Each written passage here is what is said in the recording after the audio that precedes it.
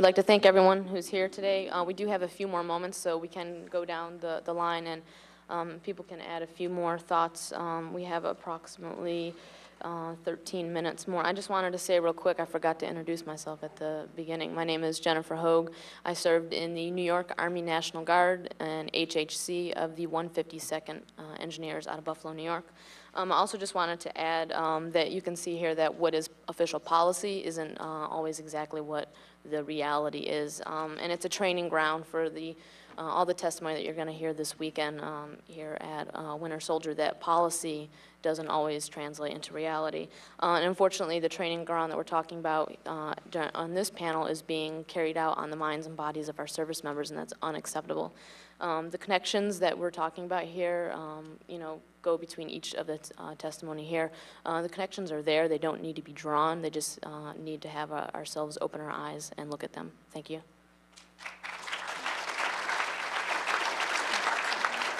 Okay, so if people just want to go down the line, if you don't have anything, you can just pass it on to the next person. I got something I forgot to say.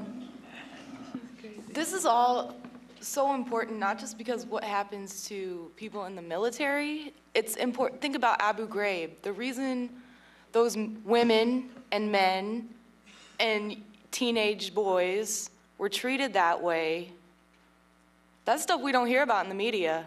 Who was really at Abu Ghraib?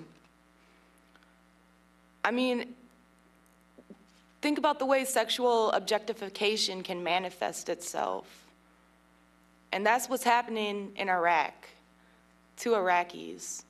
And it's disgusting. You know, this memo that I read out, it's on the military website right now.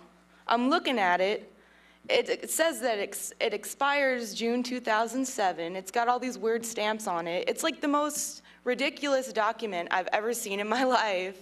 It means, it's like it all absolutely means nothing, everything that's said in it. So, yeah, that's all I wanted to say. All right, I have one save round. And I can't let it go. I will hate myself if I do.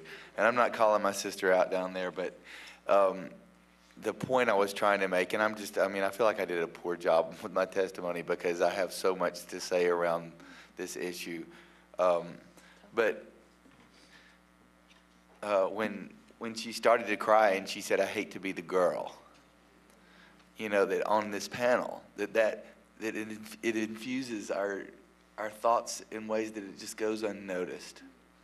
That the idea that to shed a tear makes you a girl and that's somehow essentially weak. That one of the great things about being able to be out of the closet to my straight Marine buddies was that, the occupation of Iraq, the idea that, essentially I took the oath for the defense of my nation so that I have to refuse an illegal order. And it was an illegal order for me to go to Iraq because it's an illegal occupation that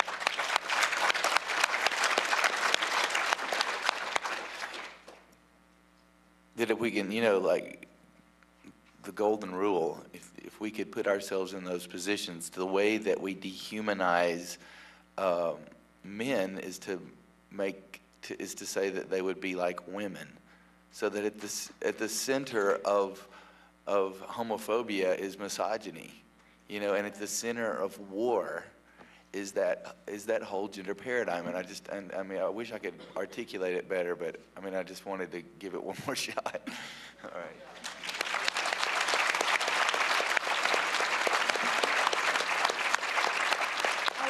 I would like to add something.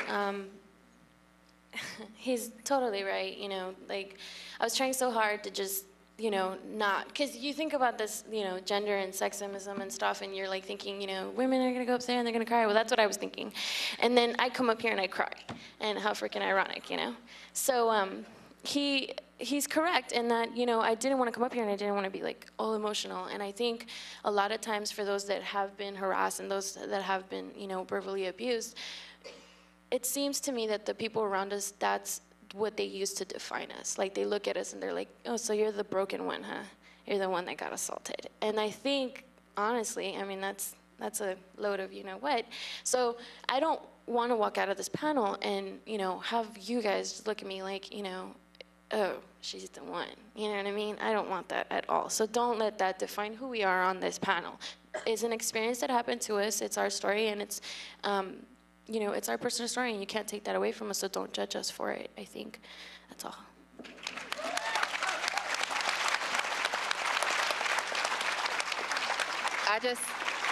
I just want to say that this whole thing is being recorded, and we all know that yesterday almost the entire panel and audience was in tears when we were looking at those videos. So don't worry about it. You're not the only one.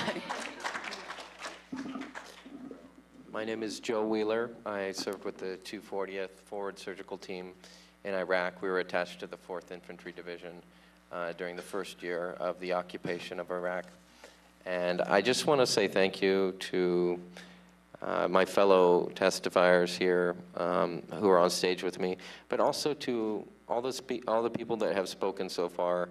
I think it's easy to underestimate the difficulty of getting up here and exposing yourself to criticism and kind of opening up old wounds. It's been several years since I got back from Iraq. It's still very difficult to talk about. It's not something I enjoy doing, not something I want to do, but I certainly feel a responsibility, not only to those who haven't been in Iraq, but to those who are still there.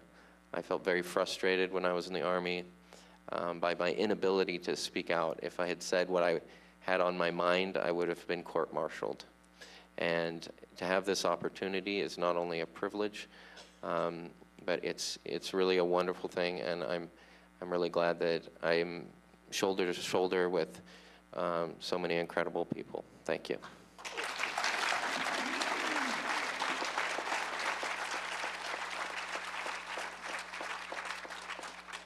I would like to add a point dealing with the third unity point of IVAW, which is proper care of our veterans. And unfortunately, because assault of men and women in the armed services, if it gets reported, is rarely ever prosecuted. So men and women who have been assaulted, who've been raped, go to the VA for health care, and nothing related to that trauma can get covered because no charges were ever filed. And that falls right in with our third unity point as IVAW, to make sure we have the proper health care, to make sure we have the proper treatment of our veterans. And that's also going to start with the proper treatment of those still serving. And by getting out of Iraq and stopping the occupation, we're going to stop a lot of the stressors that push people over the edge. It's not going to fix the problem, but it's definitely a step forward.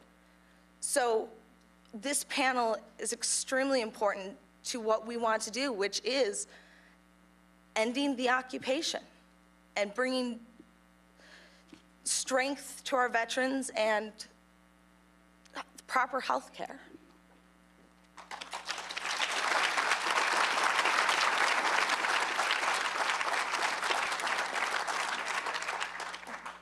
Okay, we're going to end early, which I think is the first.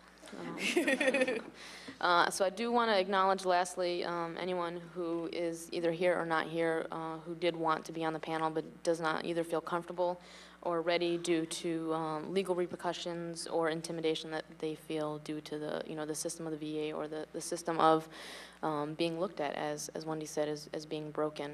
So I definitely want to honor those men and women whose stories you didn't hear today but are screaming at us every day. Thank you.